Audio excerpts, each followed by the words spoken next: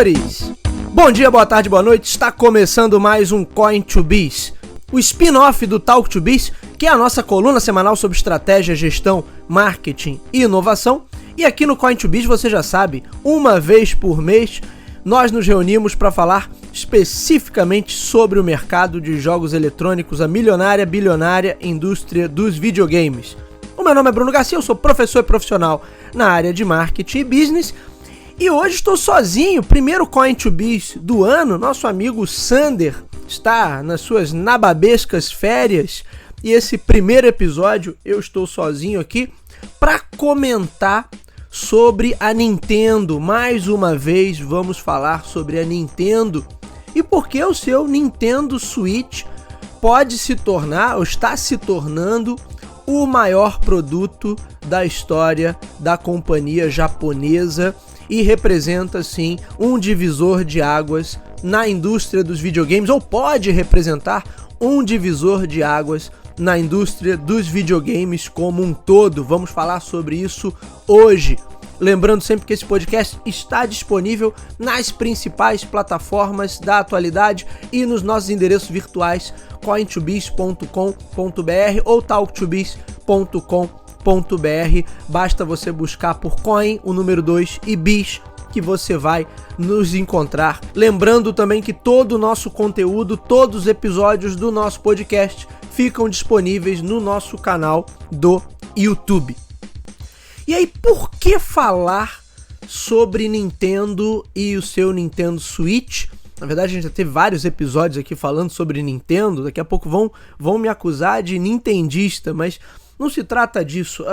No último mês de dezembro, Nintendo Switch bateu a casa aí dos 118,99 milhões de unidades vendidas. Com isso, ele ultrapassou o Game Boy, o Nintendo Game Boy, o antigo portátil, que tinha cravado o número de 118,69 milhões de unidades vendidas. Então, hoje, o Nintendo Switch já é o terceiro console mais vendido da história.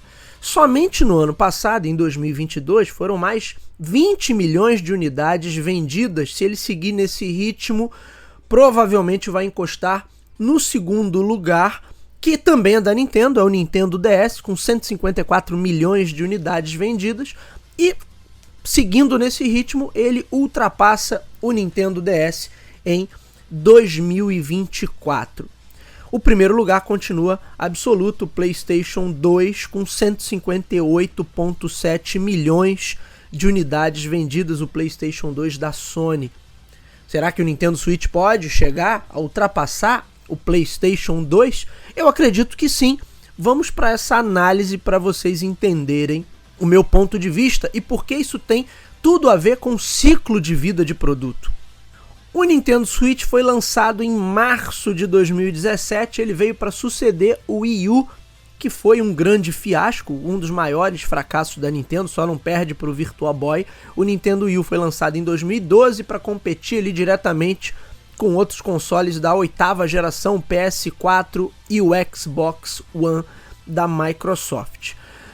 O Nintendo Wii U vinha para suceder um grande sucesso que era o Nintendo Wii, que foi um videogame disruptivo, que trouxe um novo conceito e um novo posicionamento para a Nintendo, trouxe um novo perfil de público também para os videogames, que é o jogador casual. A Nintendo tinha obtido um grande sucesso com o Nintendo Wii e tentou replicar isso com o Nintendo Wii U. Na época, o desafio era tornar o Nintendo, a plataforma Wii, não só um videogame para jogos casuais, mas também atrair o público mais hardcore.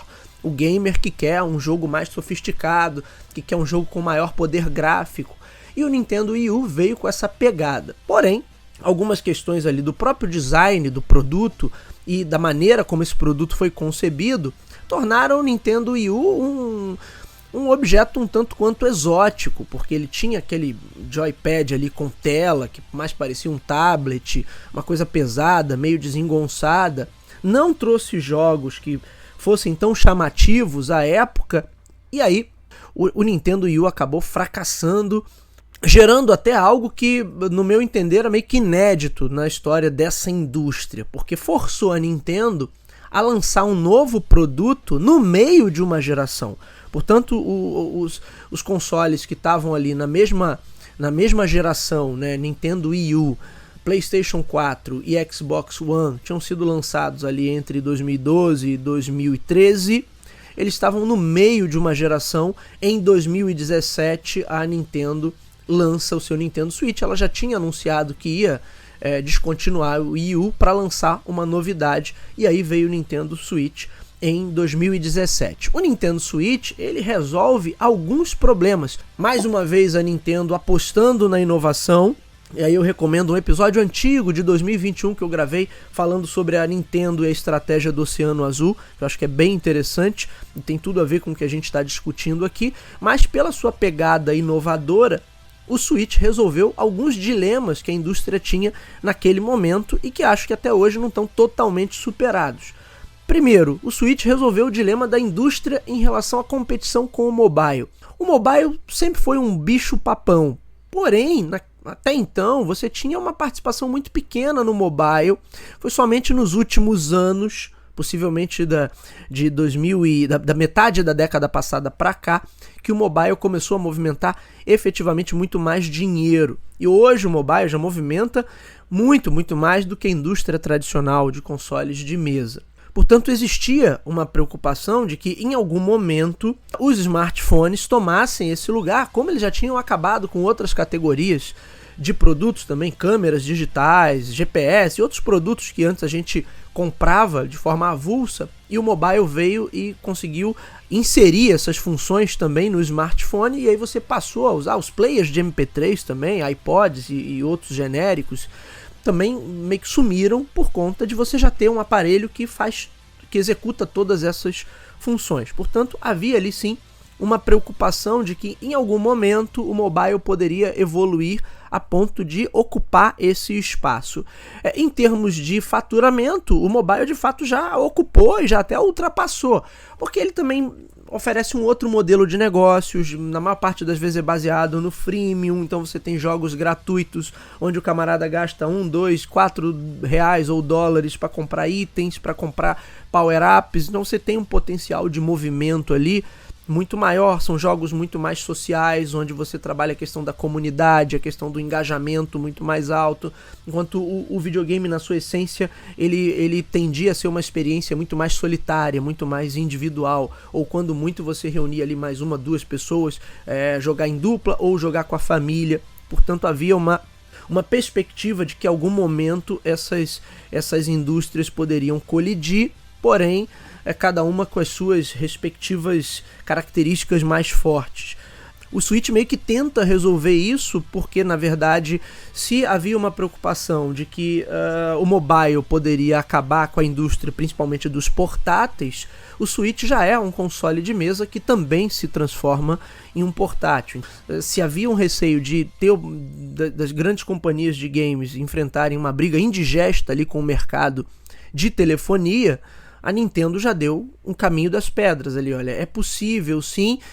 O mais provável até hoje é que as grandes empresas de games tradicionais, então falando de Nintendo, Sony e Microsoft, elas vão no caminho inverso, elas vão começar a entrar mais no mercado mobile e pegar uma fatia maior desse mercado na medida em que o jogador que está acessando pelo mobile começa a ter permissão para acessar também os jogos dessas grandes plataformas. O exemplo mais notável que a gente tem hoje é o Xbox, o Game Pass da Microsoft com seu Xbox Cloud, que aí por meio de um smartphone as pessoas podem estar acessando a plataforma Xbox e jogando os jogos dessa plataforma. O Switch também resolveu o problema que era a missão do Wii U, né, de tornar o videogame notável também para os jogadores não casuais, para os jogadores que querem uma experiência mais hardcore. Então o Switch deu aquela atualizada de hardware que as pessoas tanto queriam. Como eu falei de ciclo de vida de produto, acho que é importante ressaltar isso, porque o Switch meio que subverte essa ordem, né, natural, entre aspas, do ciclo de vida de produtos no mercado gamer. Ele foi lançado no meio de uma geração ele tem todas as características para ser tratado como uma plataforma, então meio que não interessa mais a qual geração ele pertence. Ele hoje estaria entrando no 6º ano de vida, né? Em média, os consoles possuem um ciclo de vida que passa ali de 6 a 7 anos, não muito mais que isso. Ou seja, isso dá a exata diferença, né, porque ele teve do lançamento dos consoles de 8ª em 2012 para o seu lançamento, que foi em 2017, ou seja, 5 anos depois, o que nos levaria a uma previsão, fazendo uma conta de padaria aqui, que o Switch teria uma vida útil até pelo menos 2025. Se a gente lembrar de outros videogames icônicos, o Nintendinho, o Famicom, ficou aí por mais de uma década. Embora você já tivesse os seus sucessores, mas ele continuou vendendo aí por mais de uma década. Portanto, o Switch iria no mínimo, até 2025. E aí vejam que após o lançamento da última geração, PlayStation 5 e a linha Xbox Series, vem ficando cada vez mais evidente que a briga pelo hardware meio que chegou até um teto e que ela passa a não fazer tanta diferença. Já falei sobre isso aqui em outros episódios, já conversamos aqui em outros episódios do Coin2Biz com o nosso amigo Sander também, o quanto essa briga agora vai para o ecossistema de serviços digitais. Portanto, o mais provável daqui por diante, é que a Nintendo lance novas versões do Nintendo Switch. Inclusive ela já fez isso com a versão do Switch OLED, e aí essas versões trazendo maior potência gráfica, o que ainda é um ponto, né? Ainda gera um pouco de reclamação, mas trazendo essa atualização de hardware e trabalhando com a retrocompatibilidade, com 100% da biblioteca já existente, assim como retrocompatibilidade com os acessórios já lançados, que é algo que inclusive a Nintendo já fez em relação a outras gerações, isso seria uma força muito poderosa nesse mercado. E mais, se a Nintendo ainda encorpar um pouco mais os seus serviços online, aí sim eles terão um ecossistema poderosíssimo. Tudo indica hoje que a competição vai migrar para essas plataformas de serviços. Como eu já disse, já falamos sobre isso em outros episódios, eu recomendo os últimos episódios do Coin2Biz que eu gravei com o nosso amigo Sander, falando sobre Sony e falando também sobre Microsoft. Ou seja, a Nintendo fortalecer esse ecossistema de serviços digitais a tornaria muito mais blindada em relação às investidas do Xbox e o seu serviço na nuvem. Ou seja, esse é um ponto também bastante importante para a gente entender a estratégia da Nintendo daqui por diante. Um outro ponto que a gente já falou aqui em outros episódios é como a Nintendo vem trabalhando com seus produtos inovadores e sempre tentando trazer alguma questão mais disruptiva. Ela fez isso com o Nintendo Wii, ela tentou fazer isso com o Nintendo Wii U, ela já tinha feito isso lá atrás com o Game Boy e com sua família de portáteis, que sempre foi uma linha onde a Nintendo obteve muito sucesso, inclusive que segurou a companhia nos anos difíceis, e ela fez isso de novo com o Nintendo Switch, dessa vez unindo o melhor dos dois mundos. A grande questão é, se o Switch ainda é uma plataforma tão boa, tão rentável, que ainda está vendendo tanto, que já está em terceiro lugar como o console mais vendido, que tem tudo para chegar pelo menos à segunda posição nos próximos 24 meses, o que a Nintendo poderia trazer, o que a Nintendo poderia gerar, que seria tão disruptivo assim, a ponto de justificar ela iniciar uma nova geração e deixar para trás essa geração tão bem sucedida que ela já construiu. Nessa semana, inclusive, surgiram alguns rumores sobre novos consoles da Nintendo, alguns falam do Nintendo Switch 2, outros falam do Nintendo Switch Pro, inclusive estou gravando um review também sobre isso, mas a verdade mesmo é que com uma simples análise um pouquinho mais apurada, fica muito evidente que a Nintendo não tem qualquer razão hoje para lançar um novo produto. Ela poderia lançar sim uma atualização de hardware, mas mantendo o ecossistema, porque o ecossistema, esse ecossistema que ela montou com o Switch, tem muita força. Em pouquíssimas ocasiões a Nintendo chegou tão longe Já é o segundo console mais vendido da empresa japonesa, perdendo para o Nintendo DS, mas ultrapassando o Game Boy com 118,69 milhões, o Nintendo Wii, que foi um estrondoso sucesso, 101,63 milhões, e depois disso só o Super Nintendo, que eu me lembre, e não me recordo nem em que posição o Super Nintendo está, mas com 40 e poucos milhões de unidades vendidas, ou seja, nunca a Nintendo teve um ecossistema tão poderoso. E você vai falar assim, mas ela teve com o DS. Sim, mas tudo indica que o DS também vai ser superado, e o DS tinha uma questão, ele era apenas portátil. O Nintendo Switch é portátil, é console de mesa ao mesmo tempo, e está aberto ali um potencial inesgotável para um leque muito poderoso de serviços digitais, coisas que ela já oferecem com a sua lojinha virtual ali, com seu serviço de acesso a jogos clássicos, mas que ela pode oferecer ainda muito mais. Ou seja, você tem um ecossistema poderosíssimo ali. Qual seria a motivação para a Nintendo recomeçar esse ciclo do zero apostando num novo sistema? Agora é claro que é o ponto do meu comentário, do review também, que a imprensa vive dessas especulações, né, desses rumores. Então, por conta de um jogo novo do Zelda Tears of the Kingdom, que segundo alguns analistas e jornalistas que cobrem o assunto, esse seria o último grande lançamento da Nintendo para o console Nintendo Switch. Agora, isso não quer dizer muita coisa, né? Ser o último grande lançamento da Nintendo para o console Nintendo Switch não está indicando que a geração vai acabar, está só indicando que a Nintendo já explorou ali tudo que tinha para explorar dentro das suas franquias. Mas nada impede que ela lance um novo jogo do Mario. Vamos lembrar aí que no Famicom foram 3, pelo menos, jogos do Super Mario. No Super Nintendo você teve Super Mario, Yoshi Island, Super Mario RPG e, outras variações. Então, nada impede que a Nintendo continue explorando. Agora, claro, talvez o impacto de um novo lançamento, de um novo jogo do Mario, seja melhor assimilado ou melhor aproveitado se eu tiver com isso o lançamento de um novo hardware. Mas, tendo em vista tudo que a gente já discutiu aqui ao longo de 2022 sobre serviços na nuvem, sobre streaming de jogos e sobre a força desses ecossistemas e dessas plataformas, porque isso não fica restrito apenas ao mercado de videogames, mas a gente extrapola para todo o mercado de tecnologia e para outros setores da economia que são invadidos também, entre aspas, pela tecnologia. Não faz o menor sentido que a Nintendo aposte num novo console ou que entre com uma nova geração seguindo os moldes da indústria tradicional de games, né, de como se fazia